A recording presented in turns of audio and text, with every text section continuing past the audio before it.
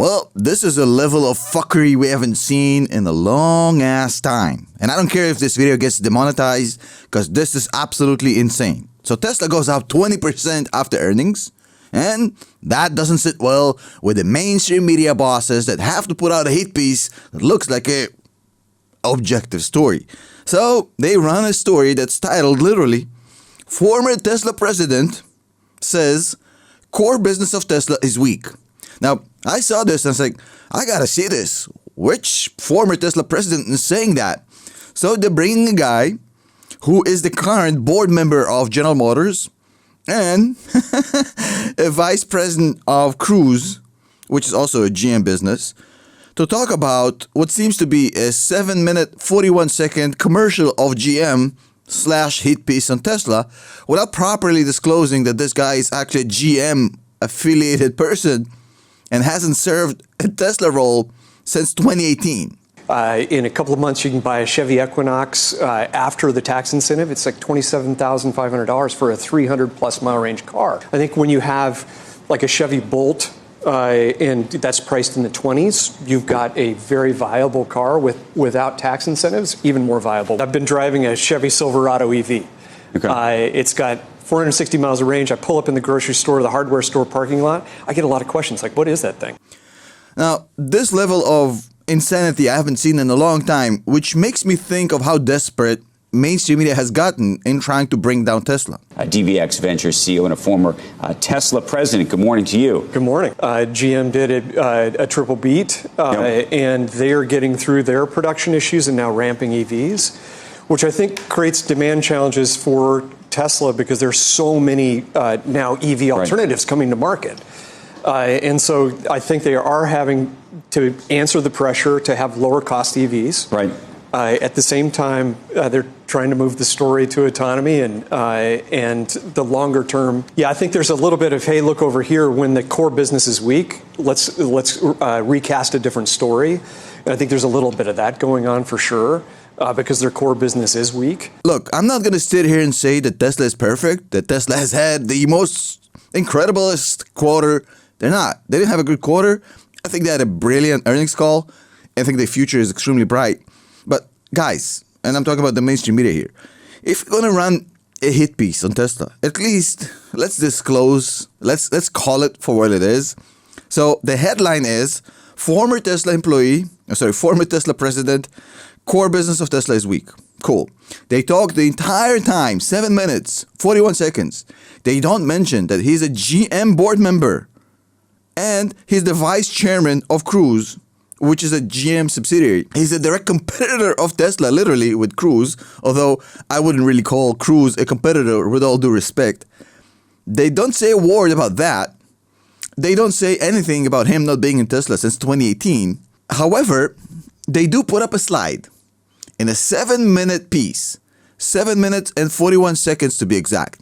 They put out a freaking slide for 3 seconds talking about how he is a GM board member and a Cruise vice chairman for 3 freaking seconds on the screen out of an 8-minute clip without saying a word about it. And by the way, that's another little detail that we need to be aware of.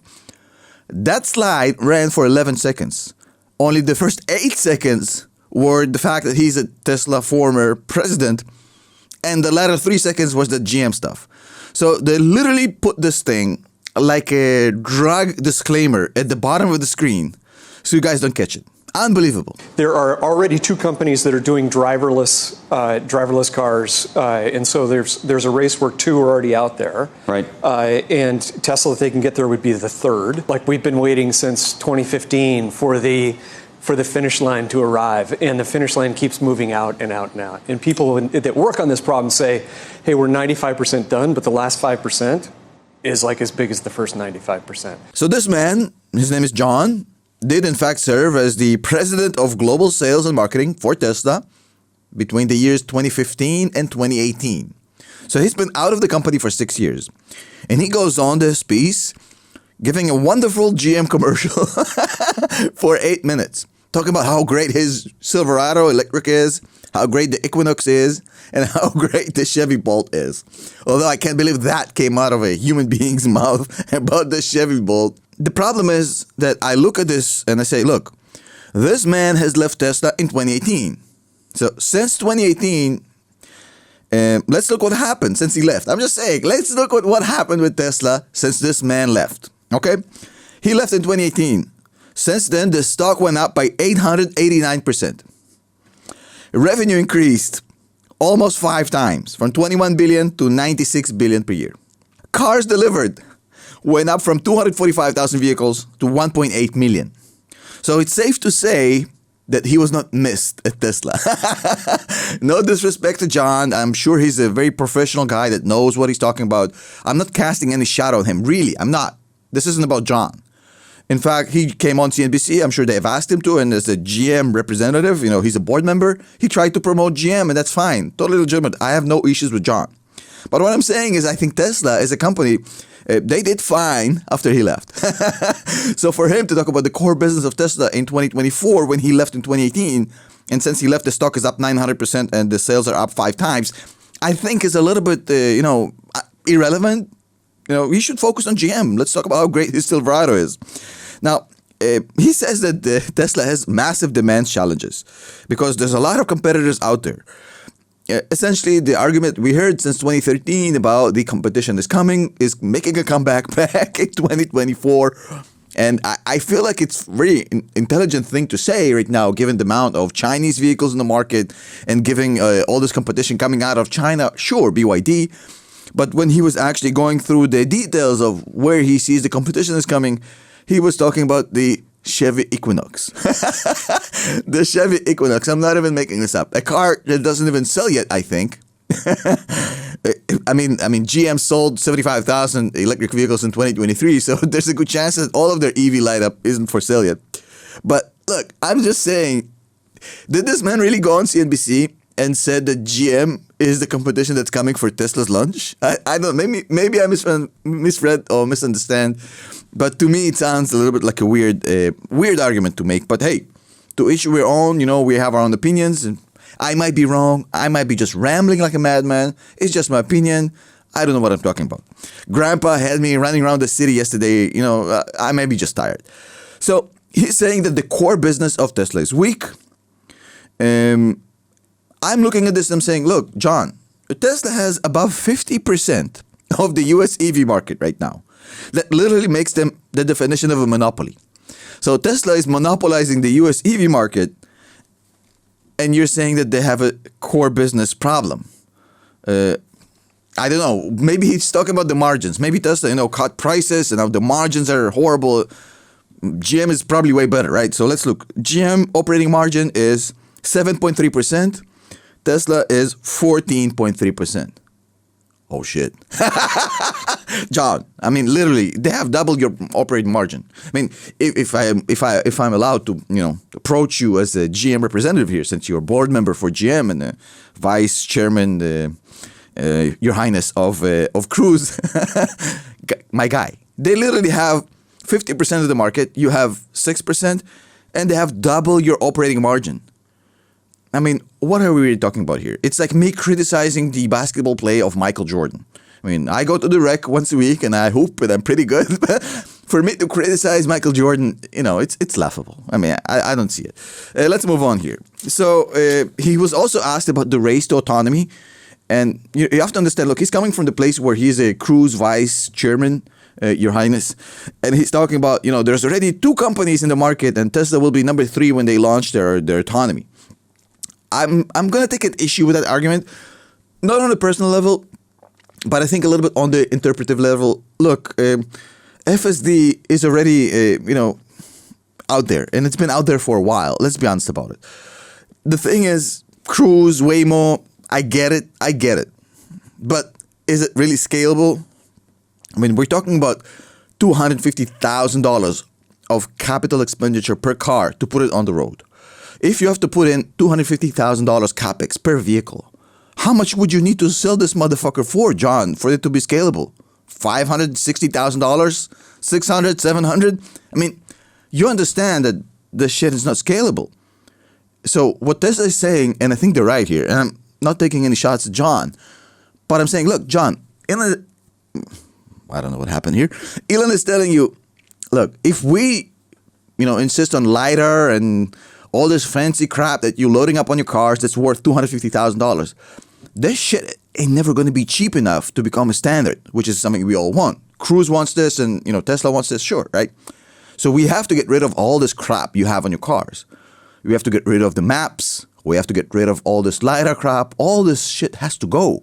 It needs to be basically just the basic cameras in every car that we can replicate. Now, neither Waymo or Cruise, with all due respect, have that.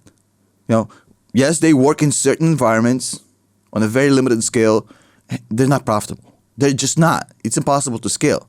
What Elon is doing, especially if you have experienced 12.3 FSD, it's nothing short of spectacular. It's not perfect yet. It's absolutely brilliant, but it's definitely, in the almost finished section. So I don't think it's fair to say Tesla will be number 3. I think that if anybody can finish the task and go to 100% autonomy on a scalable basis, it's only Tesla. With all due respect, I don't think Cruise or Waymo are anywhere close. And I think for you guys to sit there, you again as a Cruise representative, and take shots at Elon for saying, he's going to be number 3. No, my guy, he's going to be number 1. Not to mention the fact that if you've tried 12.3, they're hella close, dude. They're hella close. This ain't 95% done. This is like 99% done. Consumers really want hybrids, too, when they're walking in there. Yeah, there's a difference between hybrids and plug-in hybrids. Hybrids tend to be more expensive than gas, so it doesn't answer that cost issue or price issue. He handled quite well, though, when the panel tried to push the EV FUD on him, and when they were saying, people don't want EVs, they want hybrids.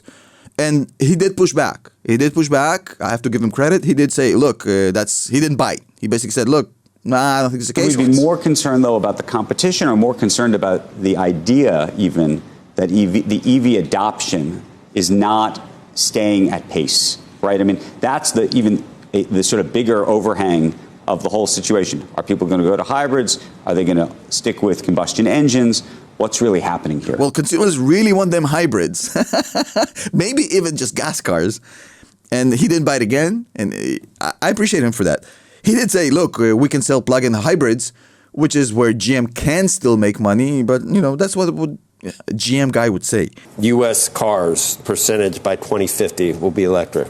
Do you know what their estimate was? So that estimate's been moving around a lot, between 50% 12. and now down 12%. And we're already at about 8%. So I think it's a layup to go from 8 to 12 between now and 2030. No, this is 2050. Oh, yeah. So the team over there at CNBC came back with another brilliant survey saying, well, according to our data here, blah, blah, blah, blah, blah, and the adoption rate for EVs by 2050 in the United States is going to be 8 to 12%, which he laughed off. He basically said, guys, like in a very polite way, he said, you don't know what you're talking about. It's going to be way higher than that. So I'm not here to criticize John. You see, I give him flowers where he, deserves to. He called them on their bullshit multiple times about EV demand and this crap. So nothing against John. But if you're sitting there claiming that GM is the competition that's coming for Tesla's lunch, I suggest you find a place to buy lunch if you're GM.